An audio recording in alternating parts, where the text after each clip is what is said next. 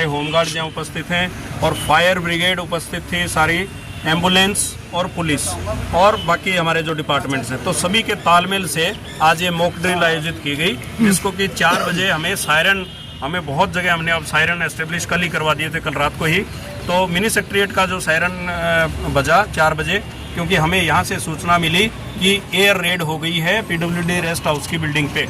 तो जैसे ही सूचना मिली तुरंत जो कंट्रोल रूम स्थापित किया होता, कंट्रोल रूम से निकले, मैं और SP साहब दोनों निकले और वहाँ पे हूटर, बहुत देर तक हूटर बजा, बाकी अन्य हूटर बजे, ताकि सभी अलर्ट हो जाएं और सभी कंट्रोल रूम से सभी विभागों को तुरंत सूचना दी गई। और 3 मिनट के अंदर आपने देखा एम्बुलेंस भी पहुंची, फायर ब्रिगेड भी पहुंची, सिविल डिफेंस भी पहुंचा, होमगार्ड, पुलिस सभी पहुंचे और सभी ने अपना काम बखूबी निभाया है। मैं सभी विभागों का बहुत बहुत धन्यवाद करता हूं। इससे हमें स्टॉक टेकिंग का भी वो जरिया मिलता है कि हमारे पास कौन कौन से मटेरियल्स उपलब्ध हैं, कौन कौन से इक्विपमेंट्स उपलब्ध हैं। और एक बात मैं झांसी की सब डिवीज़न के जो प्रबुद्ध जनता है उसको आपके माध्यम से बताना चाहूँगा कि ये प्रिपेयर्डनेस की बात है, प्रिकॉशन की बात है, ये पैनिक की बात नहीं है। हम बिल्कुल तैयार हैं, हरियाणा सरकार के रिसोर्सेज बिल्कुल तैयार हैं, हरियाणा सरकार बिल्कुल तैयार है, जिला प्रशासन बिल्कुल तैयार है, उपमंडल प्रशासन बिल्कुल तैयार है और जिला पुलिस झांसी का प्रशासन बिल्कुल तैयार है। जैसा कि आपने खुद अपने हाथों से देखा, अपनी आंखों से देखा और आपने यहाँ महसूस किया कि कोई तैयारी में कोई कमी नहीं थी। इसको और बढ़ाएंगे किसी प्रकार, जैसे आज ये बात महसूस हुई कि छोटी गाड़ियाँ हमें चाहिए, फायर टेंडर बड़े हैं, छोटे फायर टेंडर चाहिए, ताकि अगर छोटी गलियों में कोई अगर इंसिडेंट होती है तो हम वहां पे जल्द से जल्द पहुंचकर रेस्क्यू और रिलीफ ऑपरेशंस को अंजाम दे सके। शाम को सर ब्लैकआउट भी हो रहा है, उसके लिए लोगों को कुछ बताना चाहिए। दूसरी इवेंट आज 7:50 से 8 बजे तक होने जा रही है। 10 मिनट का ब्लैकआउट होगा, जिसमें सभी से निवेदन करते हैं कि वो अपनी लाइटें बंद रखें 10 मिनट के लिए। ऐसा नहीं है कि लाइट बंद कर दें, इन्वर्टर पे कुछ चालू रहे, लाइट टोटली देश सेवा का एक मौका है हमारे लिए, तो लाइटें अपनी 10 मिनट के लिए बंद रखें। गाड़ी में अगर आप हैं, स्कूटर पे हैं, तो साइड में लगा लीजिए, बंद कर दीजिए उस टाइम और साइड में लगा करके लाइटें बिल्कुल बंद और बिल्कुल एक शांति का माहौल, ताकि हम किसी भी एनिमी से, हम किसी भी उसके दुस्साहस से हम बच सके। हम प्रिपेयर्ड रहें, हम सतर्क रहें, हम सजग रहें, हमें किसी प्रकार की घबराहट की बिल्कुल ज़रूरत नहीं है। हम सब बिल्कुल आपके सहयोग से। तो विदित है कि जो हमारे MHA की तरफ से डायरेक्टिव आया था कि पूरे देश भर में ये सिविल मॉक ड्रिल का आयोजन किया जाना था, तो हमारे जैसे झांसी के अंदर 4 बजे ये प्रस्तावित रहा।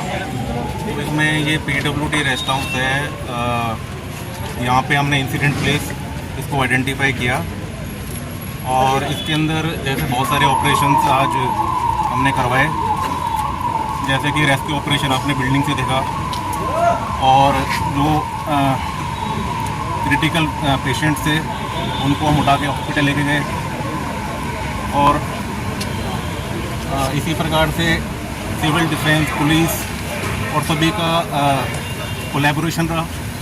तो इसी प्रकार से हम आगे भी मतलब अपनी तैयारियां मेंटेन करते रहेंगे और बाकी आप एक्सरसाइज हुआ तो ये एक प्रिपेयर्डनेस की ओर है हमारा जो कदम है, और आने वाले टाइम में हम और भी इस टाइप के मॉक ड्रिल्स करवाएंगे ताकि जो भी लोग हैं, कोई भी ऐसी आपदा की कोई स्थिति बन जाती है तो उससे डील करने के लिए हम सभी तैयार हों। जैसे कि कई बार ऐसा हो सकता है कि कोई भी विक्टिम है वो ऊपर फंस गया, तो क्या हमारी वो तैयारियां हैं कि नहीं है। तो इसके लिए हम SDRF, NDRF एक प्रकार की जो भी स्पेशलाइज्ड एजेंसीज हैं उनको भी हम भविष्य में इन्वॉल्व करेंगे जी। और इसके साथ में जैसा कि आप सभी को पता है कि रिटेलिएटरी अटैक पाकिस्तान कर सकता है, तो इस प्रकार की जो पिछली मॉक ड्रिल हुई थी वो 1971 में हुई थी। तो हमारे जो सिविलियंस हैं उनको हमें तैयार कराना, उनको प्रिपेयर्ड कराना, मेंटली रेडी करना, ये हम सभी का उद्देश्य होना चाहिए जी। झांसी शहर के अंदर मॉक ड्रिल के दौरान हमारे अस्पताल के अंदर 14 मरीज आए थे साइड से और 3 मृतक आए थे जिनको हमने वॉशरूम में शिफ्ट करवाएंगे। मॉक ड्रिल के दौरान हमारे पास 5 रेड कैटेगरी के आए थे, रेड जोन, ट्राई जोन के आए थे, जिनको हमने इमरजेंसी के अंदर शिफ्ट कर दिया। येलो जो ट्राइज के आए थे उनको हमने ट्रीट करके वार्ड के अंदर शिफ्ट कर दिया है, और जिनका जो ग्रीन जोन के आए थे, जो माइनर चोटों वाले आए थे, उनका अभी पट्टियाँ चल रही हैं और पट्टी के बाद उनको डिस्चार्ज कर दिया गया।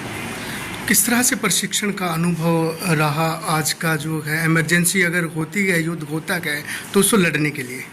सर ऐसा है, ये मॉक ड्रिल समय समय पे हॉस्पिटल स्टाफ को होनी चाहिए, ताकि हम ऐसी कोई भी आपदा हो, सिर्फ युद्ध नहीं, अगर कभी भूकंप आ जाए, भूचाल आ जाए, बिजली गिर जाए या ऐसी कोई भी नेचुरल डिजास्टर आ जाए, तो उस केस के अंदर भी हम और हमारा हॉस्पिटल का स्टाफ पूरा तैयार है।